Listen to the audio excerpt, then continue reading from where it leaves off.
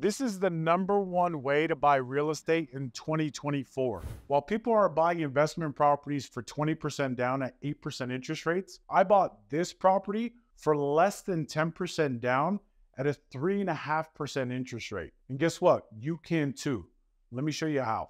My name is La McKinney, and in the last 2.5 years, I've managed to purchase over 100 doors, and I now own over $20 million in equity in real estate. And I was like you, 5 years ago, had $0 of real estate to my name, wondering how to jump in today's market. So today, I'm gonna show you the method that's allowed me to buy all of these homes, which is called Caster. And I'm gonna show you how that method works with this house right here.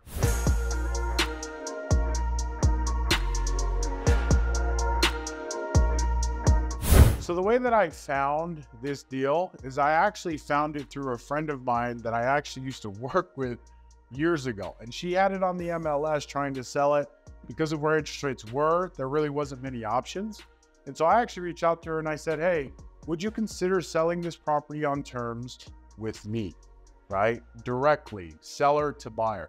And so we came up with the deal, and the deal ended up being a win-win for both of us because she could move it, but I was able to help her move it by giving her a deal, a down payment of $20,000. Okay, the purchase price was about $230,000. Interest rate, we took over at 3.5%. And then the balloon, which is the time of refinance, is about 5 years. Okay. And when you look at all that together, we paid 20 grand down, which was less than 10%. I think it ended up being about 7%. We took over an incredible interest rate that's half of where the market is today. And I was able to do that because I just found this property with a friend that was trying to list it and she couldn't move it. And this is the opportunity of creative finance in today's market. So a big part of real estate is relationships. I like to think that real estate is a byproduct of relationships. And with this deal, it was no different. This seller, as I'd mentioned, I had worked with her in a job years ago. So there was already a relationship there. And I was just surfing Facebook when I actually saw on Facebook Marketplace that she was selling the property. Saw the MLS listing, went on, saw that she had had it on there for a while. So there was some motivation there because she wasn't moving the property. And so after approaching her and saying, hey, I'm in the market of buying, there was already an established relationship there that allowed me to be able to come to her and explain to her the opportunity of a creative finance deal, which would make it a win-win for both of us, right? And that right there is a huge bonus tip that I would give anybody watching this. You probably have all of the people you need in your back pocket to be able to transact your next deal. They're probably in your backyard. They're your coworkers, your family, right? I've been able to buy this property with none of my own money. And so really when it comes to relationships, being able to garner those in the game of real estate is going to be your best asset. And just making sure that you're ready when the time comes to have those conversations with these people so that you know how to transact the next deal and find the next opportunity. So I'm going to go through some of the hard numbers with this property so that you guys can see what the opportunity is like in the cash flow for something like this that's bought creatively and that's turned into a short-term rental. This property, the mortgage on this property, the PITI is $2,000. The utilities is about $120. Wi-Fi, pest control, maintenance is another $100. We have cleaning fees of $250, and then we have consumables that are about $60 a month, with a grand total of $2,530 of our expenses. Last month, we did $4,000 gross on this property, which leaves us with a net retained earnings of about $1,400. This is the opportunity in real estate when you can find creative deals like this, leverage other people's money, and have them be a cash flowing short-term rental. So what I just walked you guys through is the Caster method realized. And what the Caster method is I am creatively acquiring properties and turning them into short-term rentals, creative acquisitions into short-term rentals.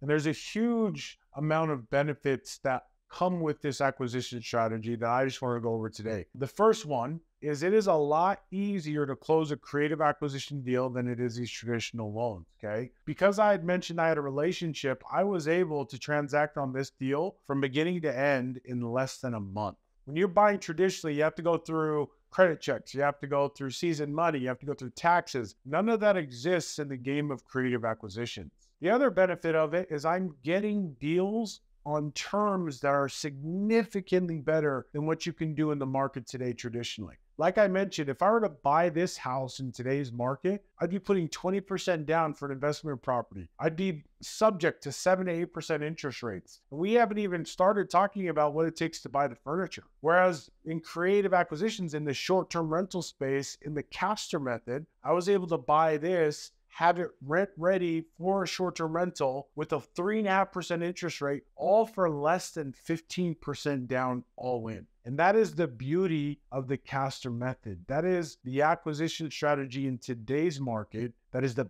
best way to buy real estate. Now, one thing you need to be aware of is that this Castor method, there's a lot of minute details in it that if you're not careful on how to transact it, you can lose a lot of money. For example, Tanner, one of my good friends, if you're watching this, what's up, brother? Tanner lost about 120 grand in a Castor transaction because he didn't have the right paperwork in place. So when crap hit the fan, he actually ended up losing the house and all of the money that he invested into it. So there is risk associated to this method if you don't have the right knowledge. And so it's very important to work with people, communities, mentors that understand how to transact these deals properly. So now I want to walk you through some of the things that we've done with the design of the property and the amenities to make sure that we can get a return on this property as a short-term rental. Starting here in the living room, one of the things that we focus on in our avatar is traveling professionals. And so we actually have a desk that's set aside for people that are coming in for work, if they're trying to get to Salt Lake for a conference, if they're here just because they're working away from home, they have that piece of furniture to be able to utilize the space so that they can work remotely. The other thing that you'll notice is really the unique design accents, the small things that matter the most. If you can see on our desk, there's a lot of little things here that add to the flavor of it, as well as the room. We have pictures, we have mirrors hanging up, we have art hanging up, right? And then finally, in every main space, you want to make sure that there's a television, okay? TVs give minimal return in every single room, but there's a handful of rooms throughout the house where you actually can maximize and where people expect to have a television. And one of those places is in the living room. Moving on to the guest bedroom, it's important to make sure that all of your guest bedrooms have nightstands. This is a little thing that goes a long way because when people are sleeping, they want to be able to place their phone, their personal items right next to the bed without having to hassle and find it. And the key to that also is making sure that you have a nightstand that's next to an outlet so that people can make sure that they can plug in their things and they can comfortably rest their phones while they're charging overnight. Going into the master bedroom, one of the things that we want to look at, on top of the design, you guys can see all the little things, but you want to maximize bed space. Here in this master, there's this little kind of unique mudroom. And what we did was we actually opened it up and we put a couch in there that's actually a hideaway bed. And so in this room specifically, we actually doubled the amount of bed space, which is a big thing for additional revenue. The more beds you can have and the more people you can place in a room, the more that you can maximize on your revenue. And then as I'd mentioned before, there's a few key places where TVs actually generate income and they're good for you to have them in there. And the master bed is one of those because again, whoever's in the master most likely was the person that actually is managing the place or was the person that paid for it most likely. They're the ones you want to make sure that they have the amenities that other rooms don't have, such as the television. So I've now walked you guys through a legitimate deal. We've gone through the numbers, we've gone through the design, I've taught you where to source it, where to find it, and this is the Castor method realized. And that's exactly why I created the Castor community, because I want to help people like you watching this, wondering where to start, close your first Castor. So if you're looking for a community, for accountability partners, for a mentor to help you take the next step in real estate, go ahead and click the link below and let's get you on a call with me and my team so that we can help you close your first Castor.